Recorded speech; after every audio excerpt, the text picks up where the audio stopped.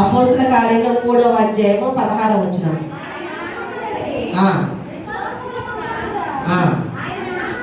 ఆయన నామమే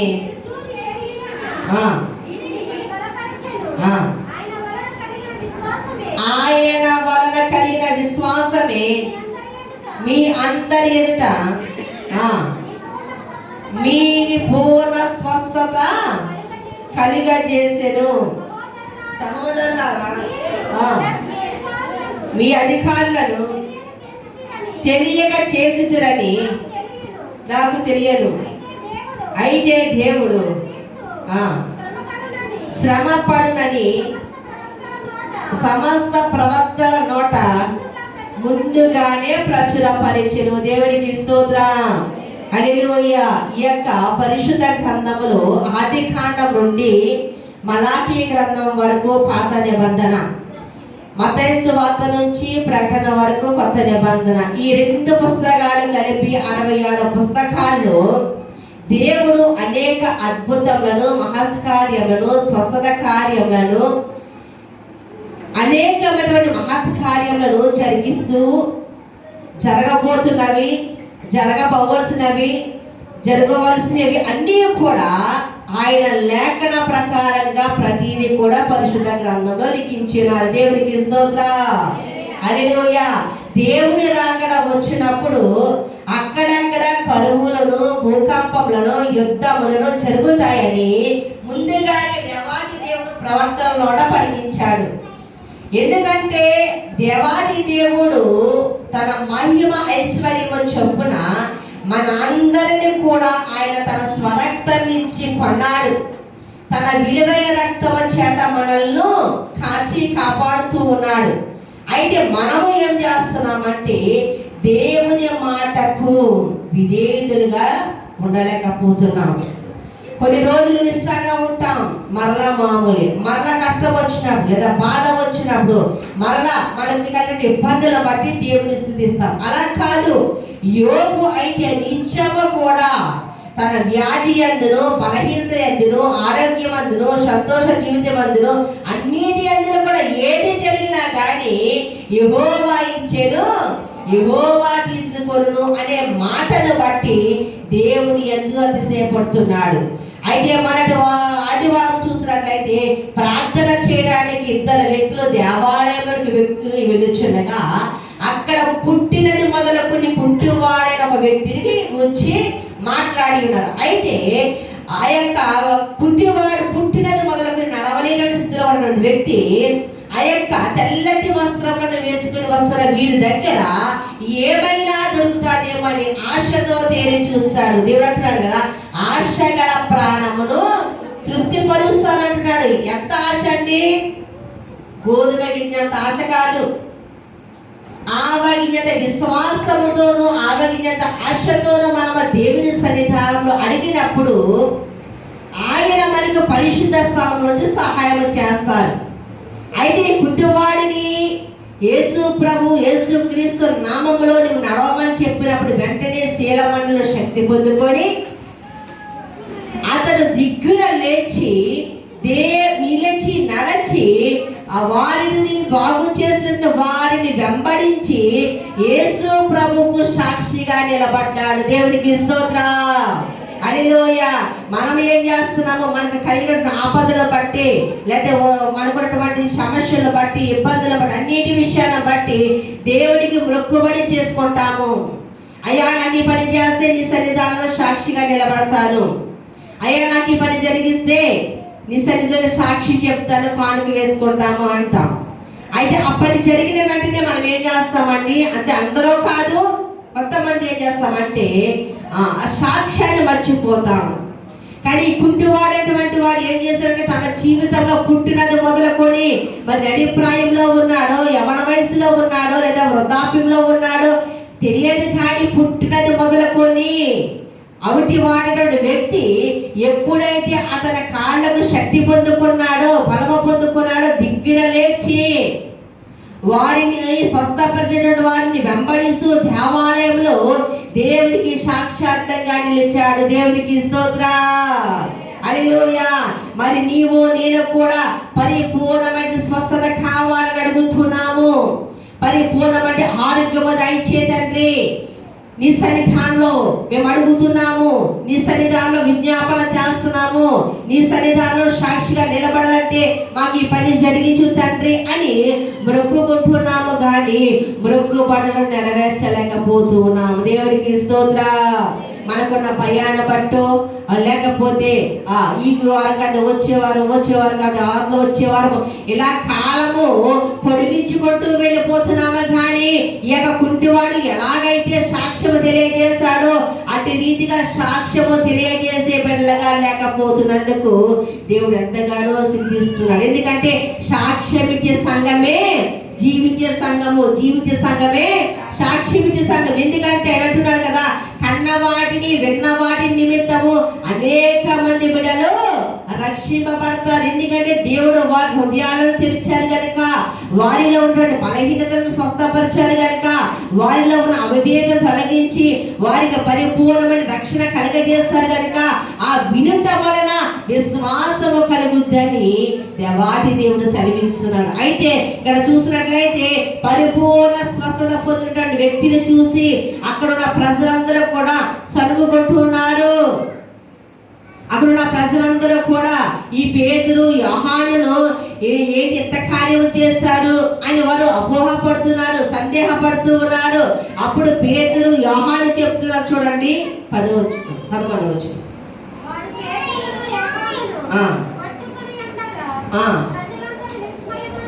ప్రజలందరూ కూడా విస్మయం ఉంది. సొలొమోను మంటపములో ఉన్న వారి యొద్దకు గుంపుగా పరిగెత్తుకొచ్చింది. దేవునికి స్తోత్రం. ఈ పుట్టినది మొదలుకొని అవిటివాడిన వ్యక్తి ఎప్పుడైతే దేవుని స్వస్థత అతనిలో కలిగిందో అతను ఏమి చేస్తున్నట్టే పేతురును యోహాను గట్టిగా పట్టుకొని రోధిస్తూ ఉన్నాడు, పశ్చాత్తాపడుతున్నాడు, అంగలారుస్తున్నాడు, సంతోషంతో ఆనందంతో పరవశించిపోతున్నాడు. అయితే ఇది జరుగుతూ ఉన్న సమయంలో ఆ సొలొమోను మంటపంలో ఉన్నటువంటి వారి యొద్దకు జనులందరూ కూడా గుంపులుగా వస్తున్నారు. దేవునికి స్తోత్రం. హల్లెలూయా. రండి రండి రండి రండి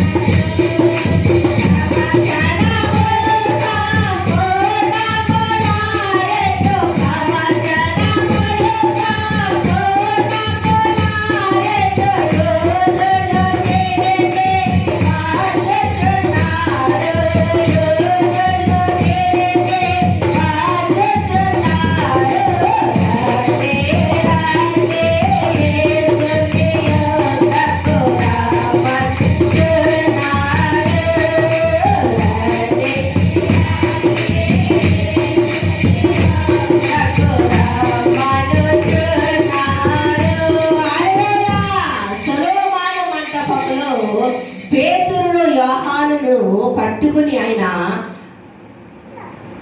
బాధపడుతూ ఉన్నాడు లేదా సంతోషపడుతూ ఉన్నాడు.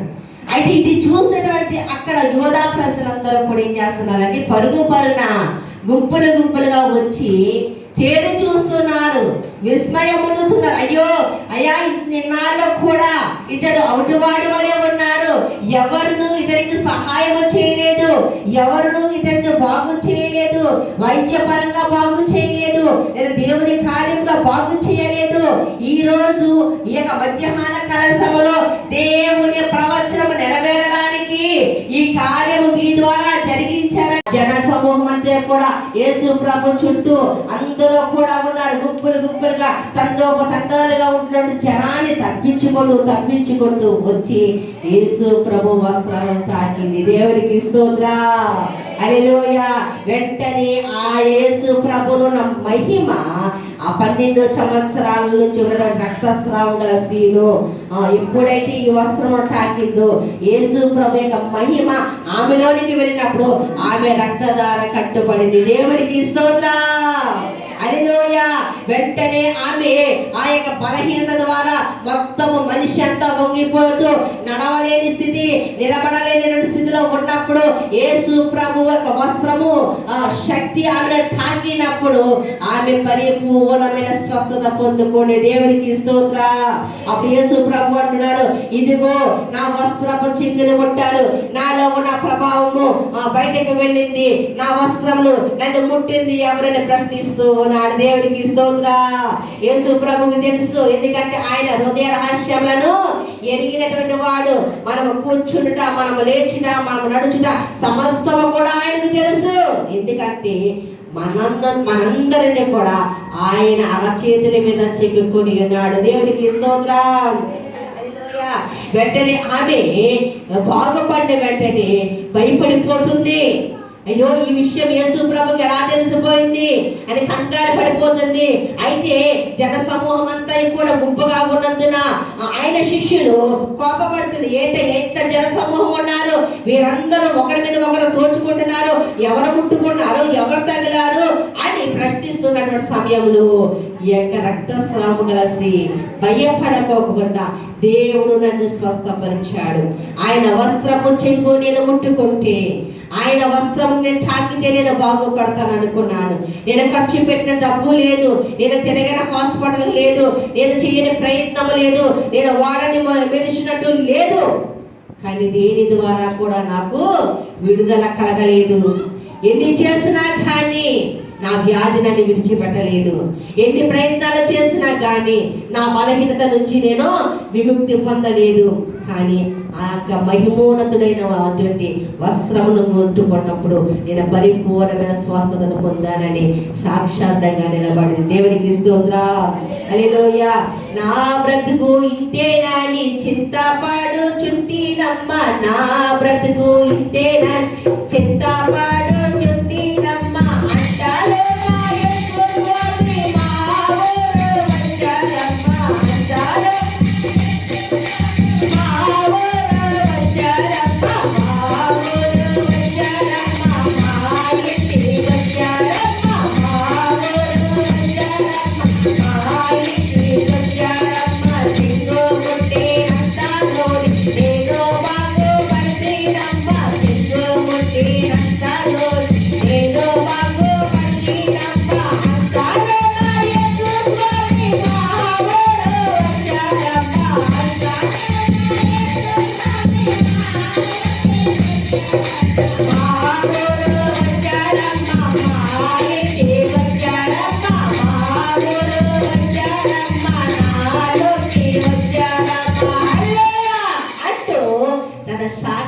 బయలుపరిచింది. దేవునికి స్తోత్రం.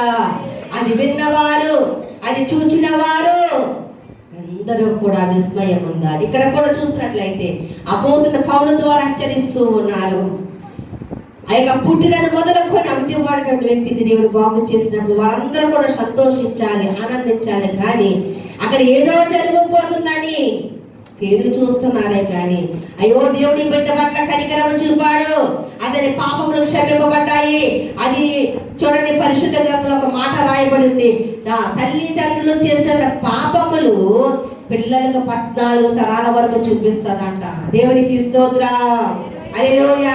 అందుకే దేవాది దేవుడు చెప్తున్నాడు, తల్లిదండ్రులుగా ఉన్నటువంటి వారు బిడ్డల గురించి, కుటుంబాల గురించి పద్దాక ఎందుకో ప్రార్థన చేయండి, ప్రార్థన చేయండి, ప్రార్థన చేయండి అని ఆ సేవకులైనటువంటి వారు, దేవుడి కోసం తెలిసినటువంటి వారు ఎందుకు మొత్తుకుంటున్నారంటే మనము తెలిసినవి కొన్ని ఉంటాయి, తెలియ చేసినవి కొన్ని ఉంటాయి. అవన్నీ నిమిత్తము విడుదల పొందులాగన ఏ ఒక్కటి కూడా శాపగ్రస్తంగా నిలబడకుండా మనం నిత్యము ప్రార్థించే బిడ్డలుగా ఉండాలి. దేవునికి స్తోత్రం. హల్లెలూయా, హల్లెలూయా. అపోస్తల కార్యం 7వ అధ్యాయము 51వ వచనం చూద్దామండి. అపోస్తల కార్యం 7వ అధ్యాయం 51వ వచనం.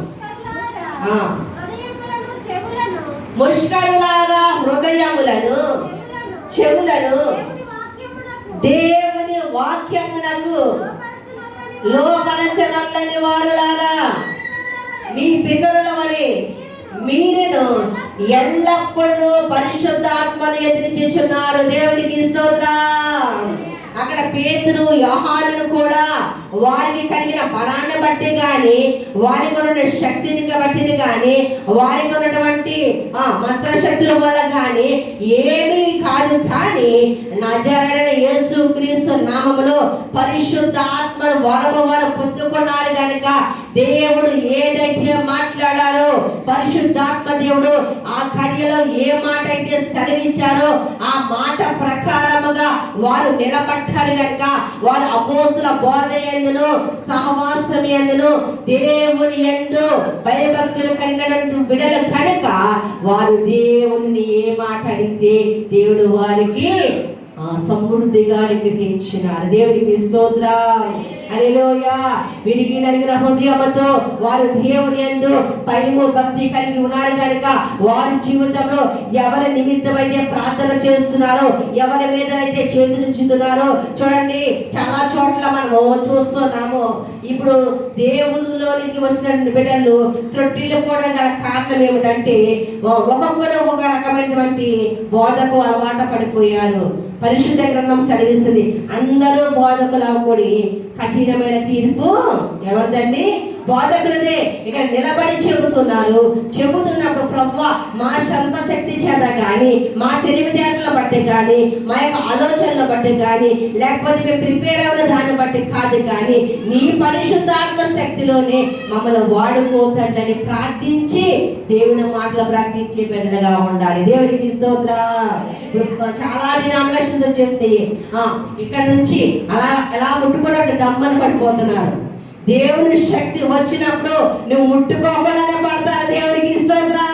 పేతురు యోహాను నడుచుకుంటూ వెళ్తున్నప్పుడు వారి నీడ ఆ వ్యక్తి మీద పడినప్పుడు వ్యక్తి బంగారంలో మయంతలేదు, కానీ మాకు కలిగిన నీకు ఇచ్చినాము నజరేయుడైన యేసుక్రీస్తు నామమున నడవమని చెప్పగానే వెంటనే అతని పాదాలు అసీడ మండలో శక్తి పొందుకున్నప్పుడు ఈ యొక్క పేతురు యోహాను యొక్క నీడ ఆ వ్యక్తి మీద పడింది. దేవునికి స్తోత్రం. వారి నీడలో కూడా పరిశుద్ధాత్మ శక్తి ఉంది. ఈ రక మధ్యాహ్న కాలంలో పరిశుద్ధాత్మ దేవుడు నీతో నాతో మాట్లాడుతున్నాడు. ముష్కరులారా, ఏమని మాట్లాడుతున్నారండి? ముష్కరులారా అని సంబోధిస్తున్నారు. చూడండి అన్నమాట. హృదయములను చెవులను దేవుని వాక్యమునకు లోపరచనలని వారులారా, మీ పితరుల వలె మీరును ఎల్లప్పుడూ పరిశుద్ధాత్మను ఎదురుచున్నారు. అక్కడ యూదయ ప్రజలందరూ కూడా, యూదులు, పరిశీలు, శాస్త్రులు అందరూ కూడా అద్భుతములు జరిగిపోతున్నాయి. ఇన్ని రోజుల నుంచి జరగలేంది, వీరు వచ్చినప్పుడే ఎందుకు జరిగింది అని వారు ఏమనుకుంటున్నారంటే చెవులతో చెప్పుకుంటున్నారు, నోటితో కొనుక్కుంటున్నారు. చాలా మంది రకరకాలుగా వారికి వచ్చినటువంటి మాటల్లో బట్టి వారు పనిచేస్తున్నారు. అయితే వాటి దేవుడైనటువంటి యేసు ప్రభు పరిశుద్ధాత్మ ప్రేరణ ద్వారా ఆ పేతురును యోహాను ద్వారా మాట్లాడుతున్నారు. మీ పితరుల వలె మీరును ఎందుకు పరిశుద్ధాత్మను ఎదిరించుచున్నారు? మీరు అడగండి, మీకు ఏది అక్కడగా ఉందన్నా ఇస్తారు. మీకు అడుగుడి మీకు ఇవ్వబడను, వెదగడి మీకు దొరకను, తగడి మీకు తీయబడని సెలవించిన దేవుడు అన్నీ నీ చేతుల్లో పెట్టాడు, అన్నీ నీ ఎదురుగా పెట్టాడు. కానీ తీసుకోవడానికి మనమే వెనక్కి వెళ్తున్నాం. చూడండి, ఆకలిగా ఉన్న వాడికి 5 రోజులు సద్దానం పెట్టినా సంతోషంగా తినేస్తారు. పూర్తిగా తినేసి వచ్చిన వాడికి బిర్యానీ పెట్టినా, జాయింట్స్ పెట్టినా, ఏ బిర్యానీ పెట్టినా కూడా ఎక్కదు. ఎందుకంటే కడుపు నిండిపోయింది కనుక. కానీ దేవాది దేవుడు సెలవిస్తున్నాడు, ఈ ప్రాణం ఉండగానే యేసు ప్రభువుని నీ సొంత రక్షకుడిగా అంగీకరించినప్పుడు నీలో ఉన్నటువంటి సమస్తమును కూడా ఆయన సరిచేయగల సామర్థ్యుడు. అన్నిటికీ కూడా 21వ వచనం మాట్లాడుతున్నాడు. 3వ అధ్యాయం 20వ వచనం పక్కది. అన్నిటికి కుదురుబాటు కాలము కలదు.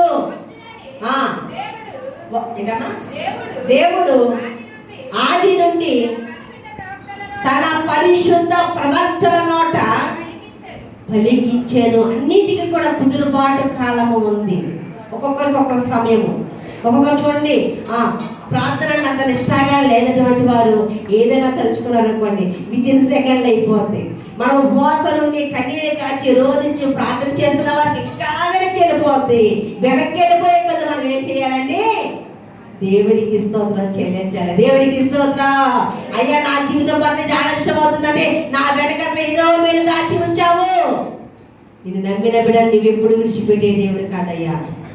పుట్టినది మొదలుకొని ఆ యొక్క అవుటి వాడిన వ్యక్తిని కుదురుపాటు కాలము వచ్చినప్పుడు, అతని సమయము వచ్చినప్పుడు అతనికి స్వస్థతనిచ్చావు. నా జీవితంలో, నా హృదయంలో, మా కుటుంబంలో, మా గ్రామంలో, మా దేశంలో అన్నిటికీ కూడా కుదురుబాటు కాలం అంటూ ఒకటి ఉంది కదా. ఆ కుదురుబాటు కాలం వచ్చే వరకు కూడా మేము విశ్వాసంలోను నమ్మకంలోను పరిపూర్ణ స్వస్థత ఎందు ఎడతెగక ప్రార్థించే బిడ్డల వలె మమ్మల్ని అభిషేకించుతానని ప్రార్థన చేయవలసిందిగా ప్రభు గారు తెలియచేస్తున్నాను. కొద్ది మాటలు దేవుని దీవించి ఆశీర్వదించును గాక.